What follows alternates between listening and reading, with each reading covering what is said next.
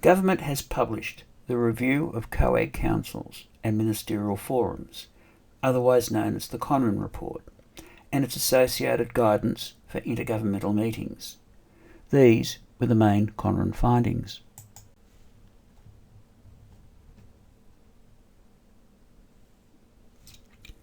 Conran particularly recommended these things.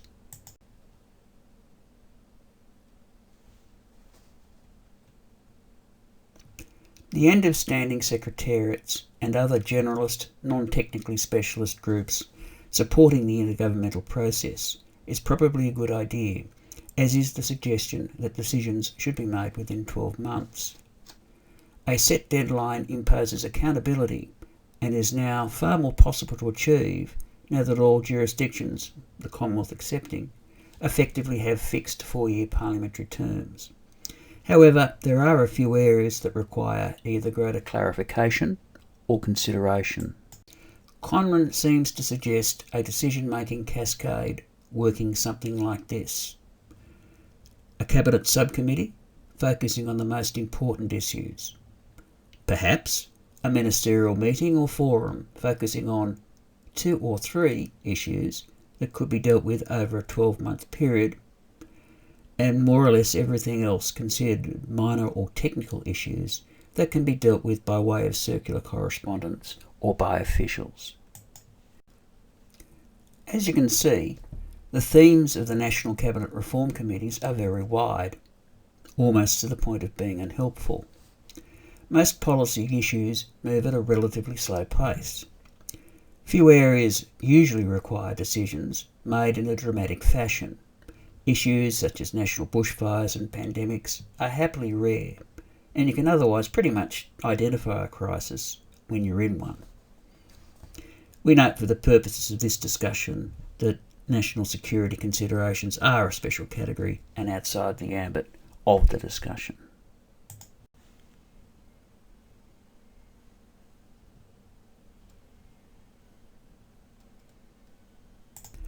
One concern we have is that a culture is developed in which particular policy issues fitting within a theme may be subject to a game of snakes and ladders between ministers sitting as a cabinet subcommittee and the same group of ministers sitting as a forum or a meeting of ministers or whatever, should a particular issue become contentious. A cabinet subcommittee meeting meets under cabinet rules. Other ministerial meetings do not. However important ministerial flexibility is, bureaucrats adopt different styles and approaches to stakeholders when they are dealing with an issue being dealt with outside of a cabinet process and when something is within it. In our experience, when something goes to a cabinet subcommittee, the free exchange of information and ideas is precluded because of cabinet and conference considerations. This is something that can and should really be avoided.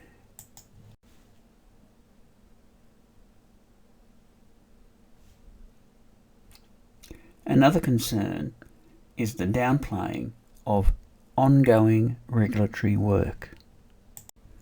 We are concerned that over time the culture could be developed in which standards or legislative development will become almost exclusively the province of the bureaucracy because of its inherent technical nature, as ministers focus on the 2 or 3 higher level priority issues, with regulatory instruments requiring periodic amendment left to the bureaucracy to develop it at its own pace. Conran also said that generally decision-making could be made on the basis of consensus where possible, but that shouldn't prevent a matter being progressed by jurisdictions on either a bilateral or multilateral basis. However, schemes of national uniform legislation have been developed because of the need to have the same legislation in force in each participating jurisdiction, something which effectively requires consensus between jurisdictions participating in the relevant legislative scheme. We fear without the impetus of a clock, the implicit need to find consensus will lead to the same committee-type structure currently in force being recreated, with regulatory instruments proceeding through the process slowly. Conran suggests that the work programs of ministers' meetings should wherever possible be published, with those programs only dealing with and resolving national strategic priorities. However, we propose even greater transparency.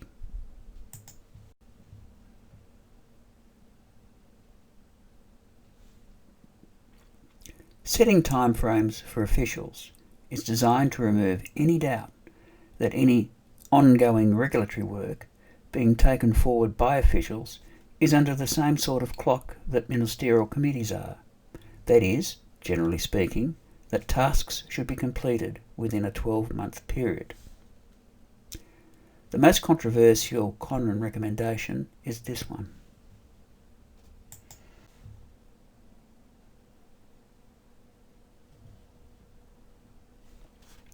He also said this: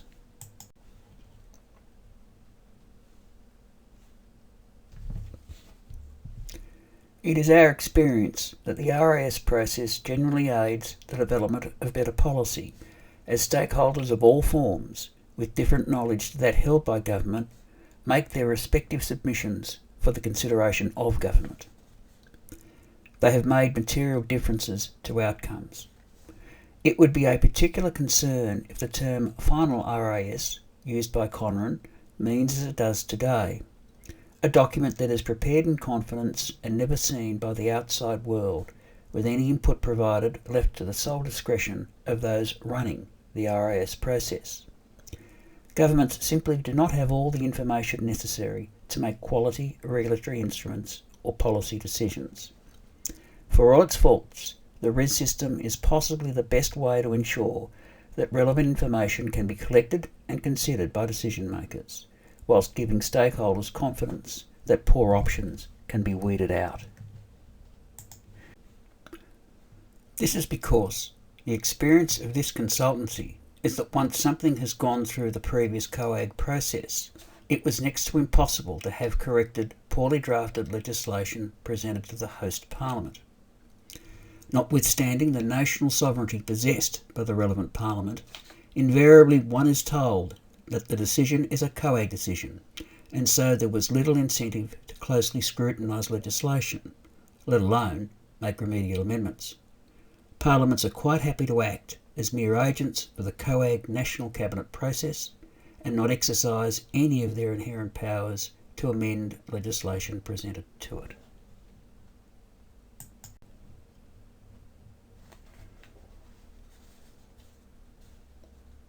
The streamlined administrative structure proposed by the Conran reforms should improve responsiveness in decision making. However, it is important that the urge for flexibility does not preclude the capacity of stakeholders to be able to contribute to the policy development process.